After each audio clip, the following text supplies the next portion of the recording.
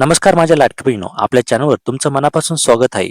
सध्या मुख्यमंत्री माझी लाडकी बहीण योजनेबाबत अनेक महिलांना एकच अडचण येत आहे. अनेक लाभार्थ्यांच्या खात्यात अजूनही पैसे आलेले नाहीत आणि त्यामागचं मुख्य कारण म्हणजे ई-केवायसी संबंधित समस्या.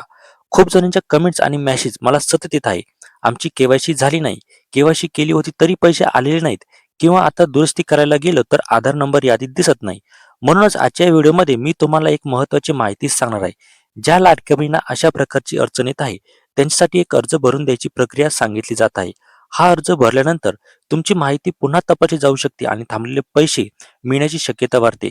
आता प्रश्न असा आहे की हा अर्ज कोणाला भरायचा आहे आणि कोणाला द्यायचा आहे. सर्वात पहिलं, ज्या महिलांची एकदाही केवायसी झालेली नाही त्यांनी हा अर्ज भरू शकता. दुसरं, ज्या महिलांची केवायसी पूर्ण झालेली आहे पण तरीही त्यांच्या खात्यात पैसे जमा झाले नाहीत त्यांनी देखील हा अर्ज इथे भरू शकता. तिसरं म्हणजे काही जणींची ई-केवायसी आधी झाली होती, पण आता पुन्हा दुरुस्ती करताना सिस्टममध्ये हा आधार क्रमांक यादीत नाही, असा संदेश येतो. अशा महिलांनी सुद्धा हा अर्ज भरायचा आहे. आणि चौथं म्हणजे काही जणींनी 2-3 वेळा केवायसी करूनही पैसे आलेले आहेत. तर अशा सर्व लाडक्या बहिणींनी हा अर्ज भरल्यास त्यांची समस्या पुढे पाठवली जाऊ शकते. आता पुढचा महत्त्वाचा प्रश्न म्हणजे हा अर्ज कुठे द्यायचा? कोणाला द्यायचा?